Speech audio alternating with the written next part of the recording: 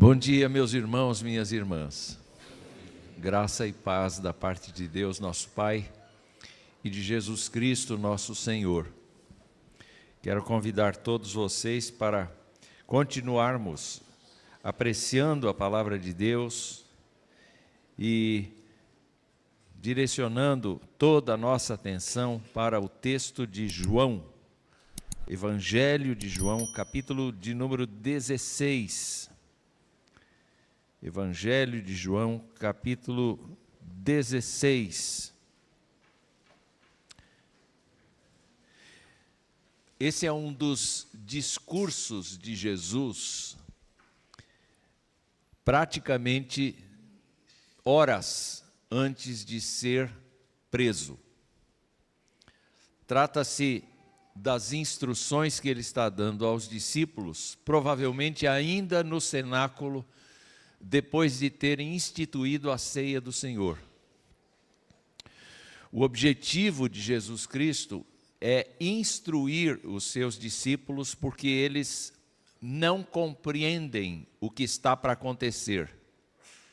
Na sua mente, no seu coração, eles estão em Jerusalém, com o objetivo de Jesus Cristo expandir ainda mais o seu reinado. Eles têm a expectativa de que Jesus Cristo vai fazer alguma coisa no sentido de proporcionar a liberdade dos israelitas em relação ao Império Romano. Eles esperam um Messias político. Dois dos seus discípulos, por exemplo, pediram para que um se assentasse à sua direita e o outro à sua esquerda. Durante a ceia, os discípulos disputavam entre si qual deles seria o maior. Jesus, durante o ambiente da ceia, informou a todos eles que um deles ia traí-lo. Ficou um ambiente: pergunta quem é, pergunta quem é, pergunta quem é. E Jesus Cristo não está preocupado em fornecer estas respostas. Jesus Cristo está preocupado em deixá-los relativamente seguros, porque ele vai para a cruz. E os seus discípulos não esperam, não imaginam, não têm a mínima noção de que Jesus Cristo está indo para a cruz. Eles estão imaginando que Jesus Cristo sairá de Jerusalém um vencedor, vai emplacar, como dizem por aí. Entretanto, é nesse discurso que está a mais solene afirmação de como é a obra redentora de Deus. Porque a obra redentora de Deus não envolve apenas o movimento da cruz. Jesus Cristo não veio à terra para fazer milagres. Ele não veio à terra para dar vista aos cegos. Não foi para isso que ele veio.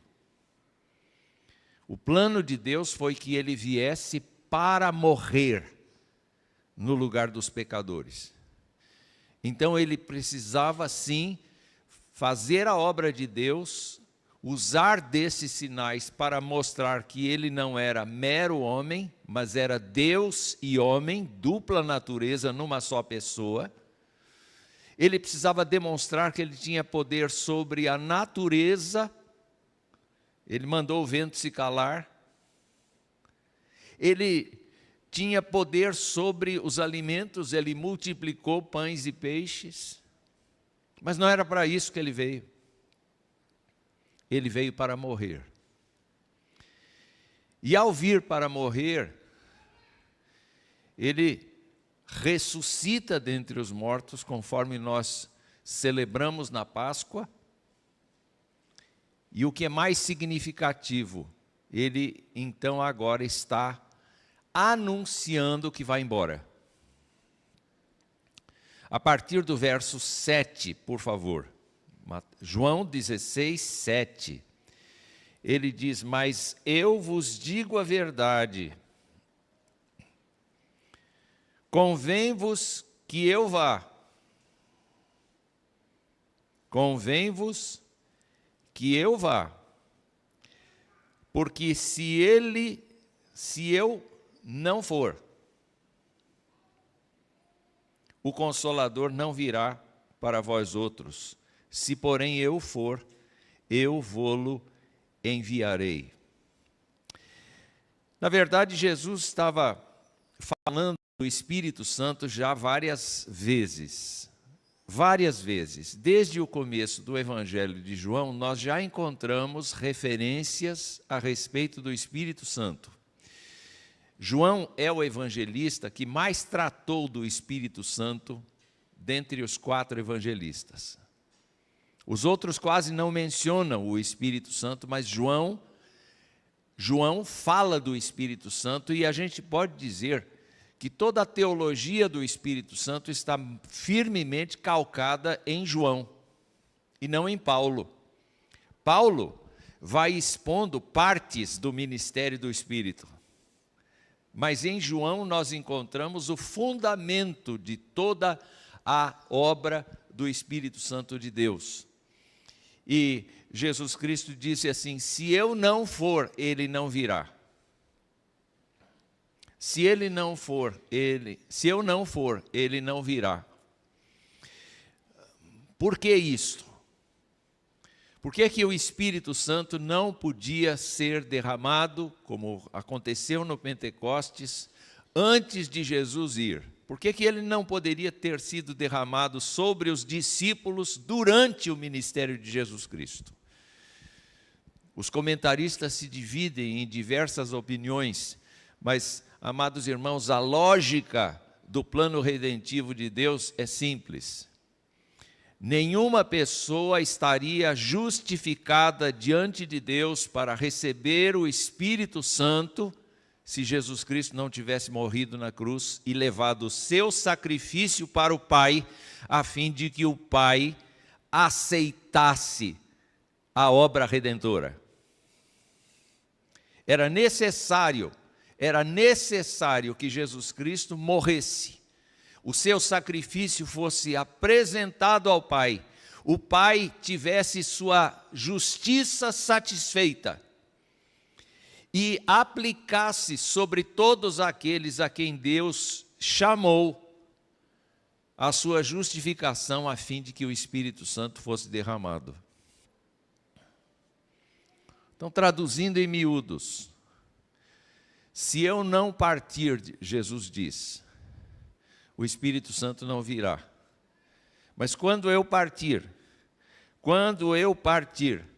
eu e o Pai, em outro lugar, Jesus vai falar que o Pai também manda, eu e o Pai vamos mandar no meu lugar o Espírito Santo de Deus. Hoje nós vivemos tendo a nosso Senhor Jesus como cabeça da igreja, como Rei dos reis, Senhor dos senhores, assentado à destra da majestade nas alturas, um lugar fixo. Ele está sendo reverenciado pelos anjos, ele está sendo reverenciado por todos aqueles que já morreram em Cristo e que o adoram, ainda que sem corpos, eles estão cientes e conscientes do senhorio de Jesus Cristo sobre suas vidas, e isso nos consola. Mas eles também aguardam a ressurreição do corpo, que vai acontecer no dia final. O que nós sabemos das Escrituras, amados irmãos, é que o Espírito Santo de Deus sempre esteve presente na história. A Bíblia nos mostra claramente que o Espírito Santo de Deus trabalhou na criação.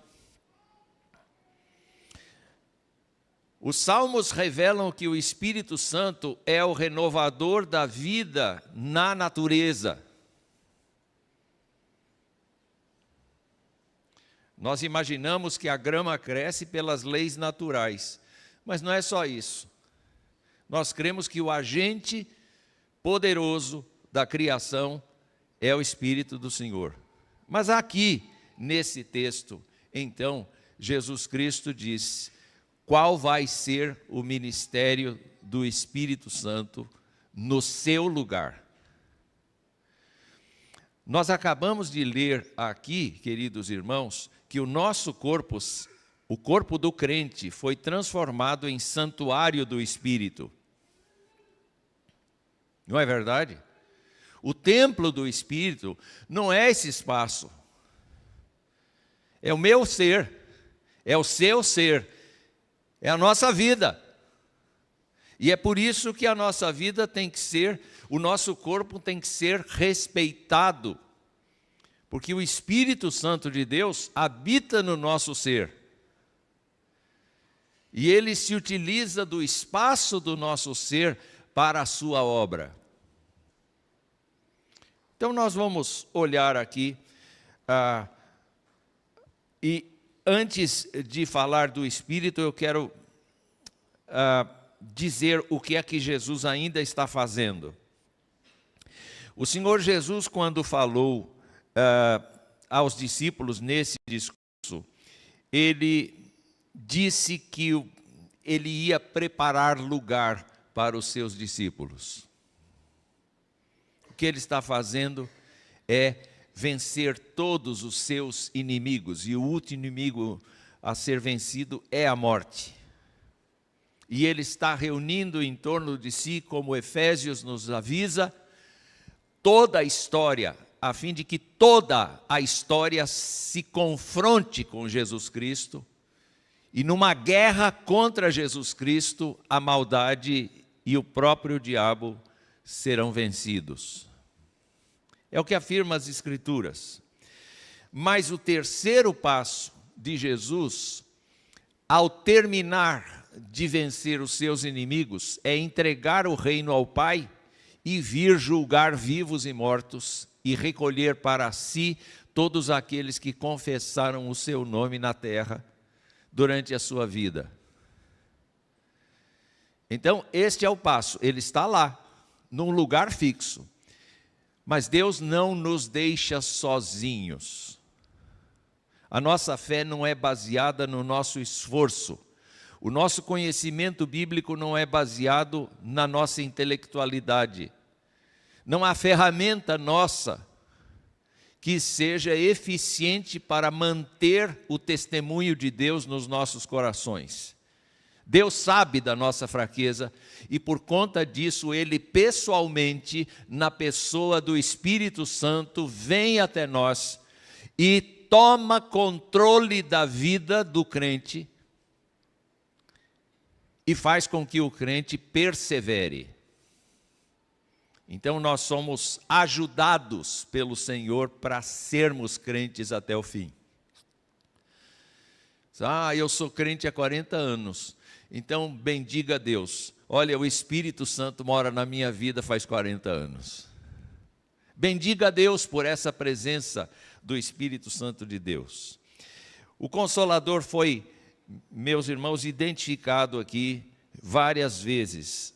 Nem precisa, se você tiver a Bíblia aberta, pode ver no capítulo 14, o verso 16, e diz assim: eu rogarei ao Pai, e Ele vos dará outro Consolador, a fim de que esteja para sempre convosco o Espírito da verdade que o mundo não pode receber. O crente recebe, mas o mundo não recebe o Espírito Santo de Deus. E ele diz mais: vós o conheceis porque ele habita convosco e estará em vós. É fundamental nós entendermos que nós não somos religiosos. Ser cristão não é ser religioso. Ser cristão é ser uma pessoa dominada pelo Senhor, trabalhada pelo Senhor, sustentada pelo Senhor, fortalecida, consolada pelo Senhor. uma pessoa que anda na presença do Senhor.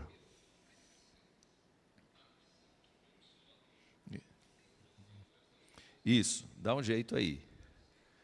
Tá bom. E aí, onde é que eu estava? Verso 26 agora do capítulo 14. Mas o Consolador, o Espírito a quem o Pai enviará em meu nome, 14, 26.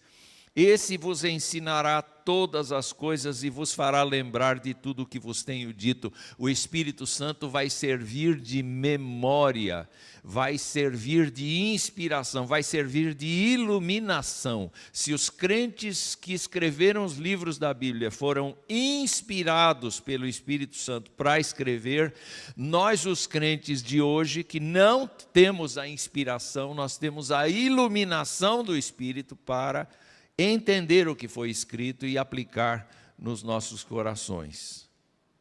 Não é um entendimento lógico, não é um entendimento de raciocínio, é um entendimento da graça, é um entendimento da fé.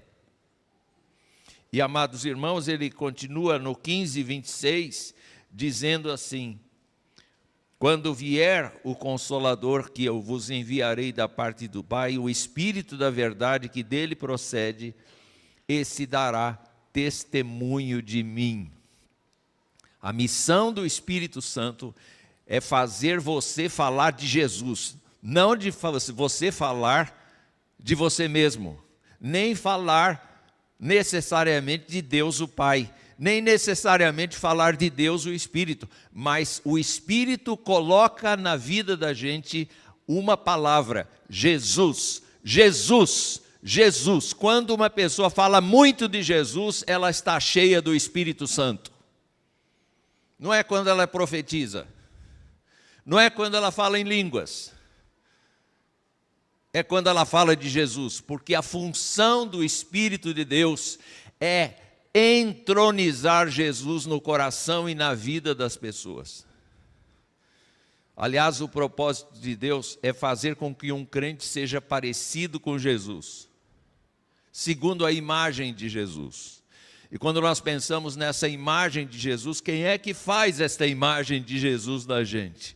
É o Espírito do Senhor. É por isso que a gente tem que dar tanta atenção à terceira pessoa da Trindade nos nossos dias. Porque Ele é o Deus regente nos nossos corações hoje. Só que Ele não trai o Filho, Ele não trai o Pai. Nós vamos ver um pouco mais adiante o que é que Ele faz. Acontece que o Espírito Santo de Deus é o Deus guerreiro. Como é que é? É o Deus guerreiro, é o Deus que entra na guerra. O apóstolo Paulo diz que o Espírito milita contra a carne, e a carne milita contra o Espírito. Uma das funções do Espírito Santo está relacionada ao mundo inteiro.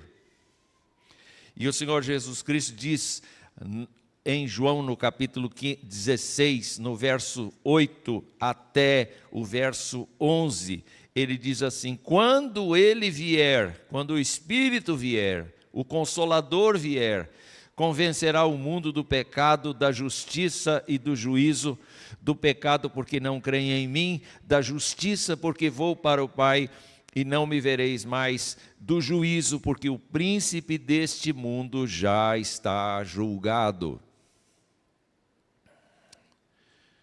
O trabalho do Espírito Santo com o mundo é confrontar as pessoas. Algumas pessoas vão se arrepender dos seus pecados e confessar a Jesus Cristo. Algumas pessoas vão ficar com tanta raiva que vão ofender a Deus, ofender a Jesus Cristo. Mas o trabalho do Espírito é trazer a consciência ao mundo de que existe um erro na humanidade. O trabalho do Espírito Santo é convencer, e quando se fala de convencer aqui, está significando repreender, confrontar, também efetivamente levar a pessoa censurada a uma confissão ou a uma convicção de pecado. Quando nós olhamos para a palavra de Deus e nós vemos, queridos irmãos, que a nossa obrigação é pregar o evangelho a toda criatura, nós devemos entender que a pregação do evangelho para toda criatura não é apenas uma obediência ao nosso Senhor que nos mandou fazer isso, mas é a forma pela qual o Espírito Santo de Deus vai convencer as pessoas, porque a fé vem pelo ouvir e o ouvir pela palavra de Deus. Mesmo que aqui a igreja não esteja incluída neste processo do Espírito Santo de convencer do pecado, da justiça e do juízo, o que nós entendemos aqui é que a igreja prega o evangelho e o Espírito Santo exerce essa função de convencer, de confrontar, de repreender. Algumas pessoas vão crer, vão confessar, vão amar o Senhor Jesus. Outras pessoas vão se ofender e vão se retirar. Nós não sabemos quem são as pessoas, mas a nossa obrigação é falar para todas. E quando nós olhamos essa tríplice função do Espírito, ele diz assim, quando ele vier convencerá o mundo do pecado, da justiça e do juízo, ele explica. Do pecado, qual é o pecado? O pecado das pessoas é não aceitar Jesus, é rejeitar o Senhor Jesus Cristo como o Messias de Deus. Esse é o pecado. E é desse pecado que as pessoas vão responder no tribunal de Cristo. Elas podem dizer assim, eu fui caridoso, eu fui amável, eu não roubei, eu não matei, eu não joguei, eu não ofendi, eu não me separei da minha mulher, eu não traí o meu cônjuge, eu sou bom. Não, você aceitou Jesus? Não. Apartai-vos de mim, malditos, eu nunca conheci vocês, fora! E não vai haver piedade, não vai haver segunda chance, não vai haver nada diante do tribunal, nós vamos ficar aterrorizados. Os crentes vão ficar maravilhados, mas os outros vão ficar aterrorizados, porque Jesus Cristo não vai dar jeitinho. Quem fez o trabalho de convencer lá atrás foi o Espírito Santo de Deus, foi no tempo da história de cada um. Então, se você confessa Jesus Cristo como seu Senhor e Salvador, se alegre muito, porque o Espírito Santo encontrou terreno fértil no seu coração, e você se arrependeu dos pecados, e você confessou a Jesus Cristo pela força do Espírito. Mas Ele está fazendo isso, e Ele só vai fazer isso direito se a igreja pregar. Porque enquanto a igreja se omite, enquanto a igreja se cala, o Espírito não executa o seu trabalho. É claro que ele é super poderoso para fazer isso sem a igreja. Mas os mecanismos todos estão amarrados. O Senhor Jesus Cristo diz, sua tarefa é pregar. A sua tarefa é dizer, é compartilhar. Ele vai fazer o trabalho de convencer as pessoas do pecado que cometem não confessando a Jesus Cristo como o Messias. A outra coisa que diz aqui é que ele vai convencer da justiça. A justiça, meus irmãos, é a obra que Jesus realizou para salvar os pecadores. Não é a justiça do Supremo Tribunal Federal. Não é do poder legislativo, nem do poder executivo do nosso país. A verdadeira justiça é a justiça de Deus.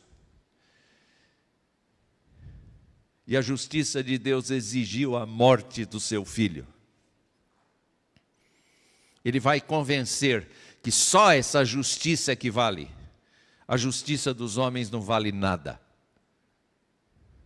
Ele também vai convencer, meus irmãos, que o diabo, a despeito de muitas pessoas confiarem no diabo e aceitarem as estratégias demoníacas do diabo, ele vai convencer as pessoas de que este diabo está vencido, está destruído.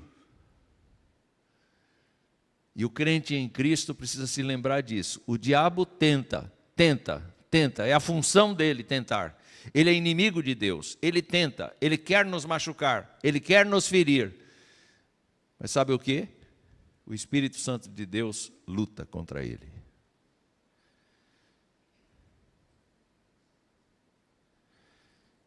Mas o Senhor Jesus Cristo prossegue. Irmãos, eu queria ter a palavra certa para dizer a vocês, mas eu sei que eu sou só um intérprete. Oh Deus! A partir do verso 12, Jesus diz para os discípulos: tenho ainda muito que vos dizer, mas vós não o podeis suportar agora. Quando vier, porém, o Espírito da verdade, ele vos guiará a toda a verdade, porque não falará por si mesmo, mas dirá tudo o que tiver ouvido e vos anunciará as coisas que hão de vir. O Espírito vai completar o meu ensino para vocês. Agora vocês não têm condições de entender, vocês não têm condições, até pela introdução que eu fiz aqui, os discípulos estavam pensando num Messias político, eles não estavam em condições. Quando Jesus lavou o pé de Pedro, disse assim: Senhor, de jeito nenhum, o senhor não vai fazer isso comigo, de jeito nenhum. Eu não quero isso aqui, não. Aí Jesus disse para ele no ouvido, acho que foi no ouvido assim, ó: se eu não fizer isso com você, você não tem parte comigo. Ah, então, Senhor, me lava inteirinho. Eu não quero só o pé. Eu quero a cabeça, eu quero as mãos, eu quero tudo. Não, você já foi lavado anteriormente, você não precisa ser lavado outra vez. Você não entende o que eu estou fazendo agora, mas você vai entender depois. Quer dizer, Jesus Cristo sabia que a gente não aguenta muita coisa.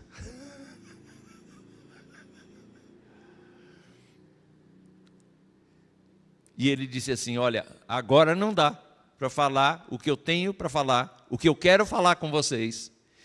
Mas depois que ele ressuscitou, eu não sei se vocês se lembram, ele começou a andar com os 2 discípulos de Emaús e o coração deles fervia. Eu fico imaginando assim, o tanto que aquela mensagem foi poderosa, porque aquilo entrava e machucava o coração daqueles discípulos. Era uma coisa assim tão gloriosa, tão grandiosa, tão forte, tão maravilhosa, que aqueles discípulos não aguentavam, o coração ia arrebentar. Meus irmãos, o Espírito Santo quer fazer isso conosco. Quer fazer o nosso coração arrebentar do conhecimento da palavra. Quer fazer a gente ser um estudioso, um glutão das Escrituras, entende? Uma pessoa que tenha uma voracidade de conhecer o Senhor. Paulo aprendeu essa veracidade, essa vontade. Ele disse assim: olha, não me importa mais título, não importa nascimento, não importa berço, não importa status, não importa nada dos seres humanos. O meu desejo é conhecer Jesus Cristo, é mergulhar na pessoa dele. E quem é que estava fazendo isso? O Espírito Santo estava fazendo isso no Paulo. E quando nós olhamos então, meus irmãos, para a afirmação que Jesus Cristo faz aqui, ele diz assim: quando o Espírito da verdade vier, ele vai guiar vocês a toda a verdade. O crente anda pela fé. O crente não anda pela lógica. O crente não anda pelo conhecimento teórico. O crente anda submisso ao Espírito Santo de Deus, o Deus Todo-Poderoso que habita no crente. Vamos lembrar, o Pai está sentado no trono, o Filho está à direita dele, mas o Espírito está lá e cá. Jesus não nos deixou sozinhos.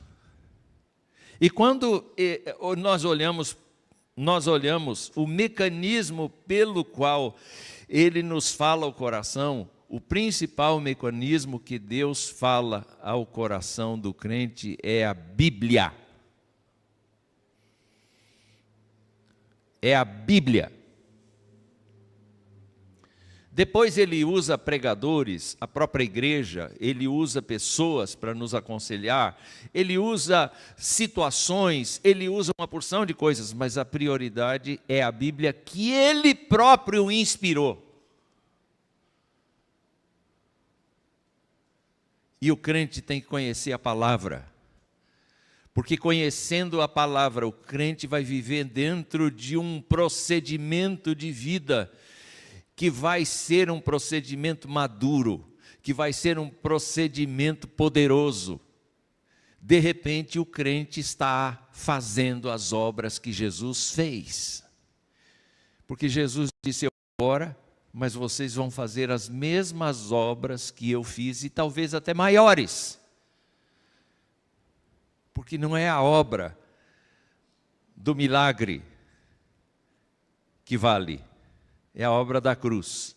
Ninguém fez a obra da cruz. Mas tratar de uma pessoa, cuidar de uma pessoa, trazer o poder de Deus para a vida de dentro, para a vida de uma pessoa, este, meus irmãos, é o privilégio do crente. Porque o crente é um sacerdote do Deus Altíssimo, revestido pelo poder do alto do Espírito Santo de Deus.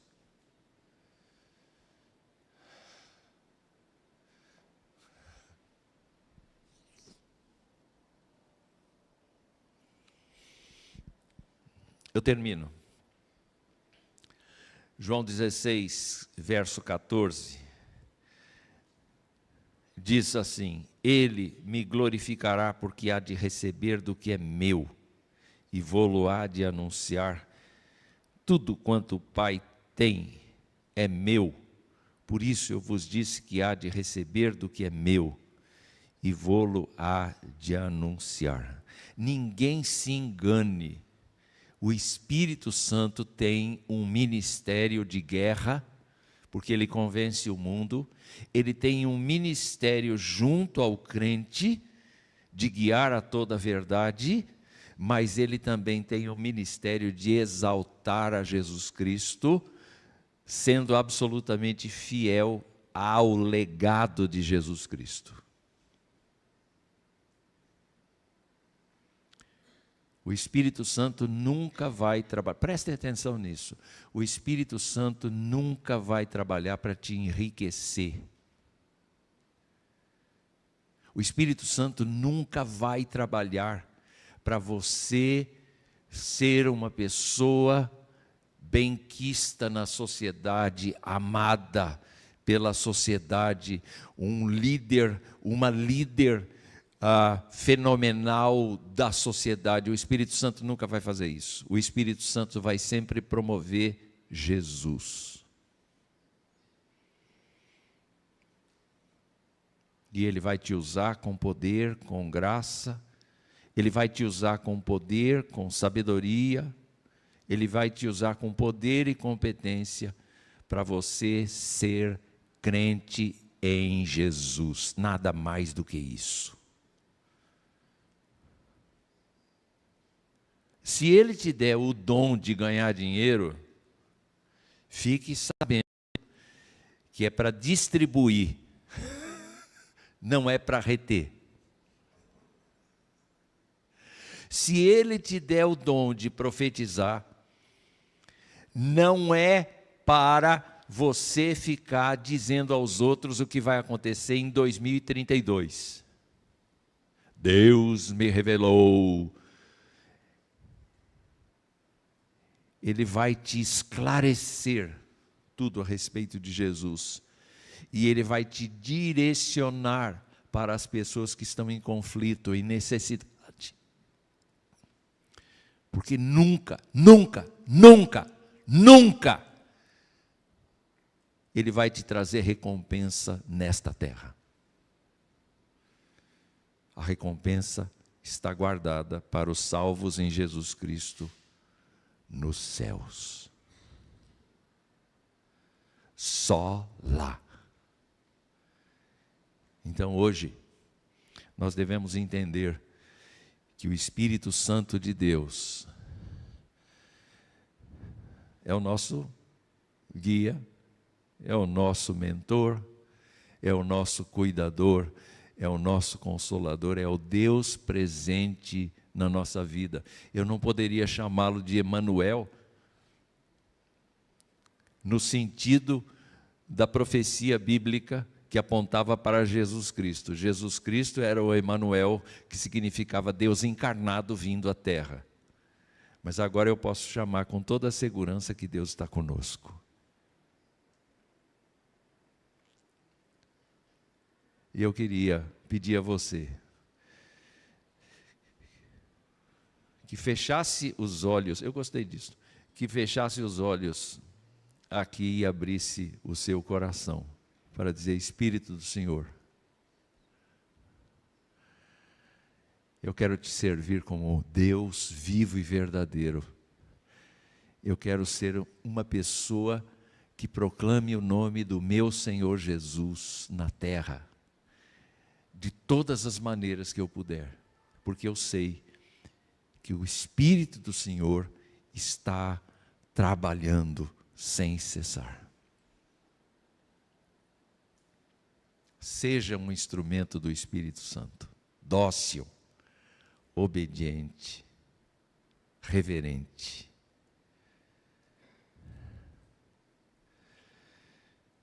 Que Deus nos abençoe.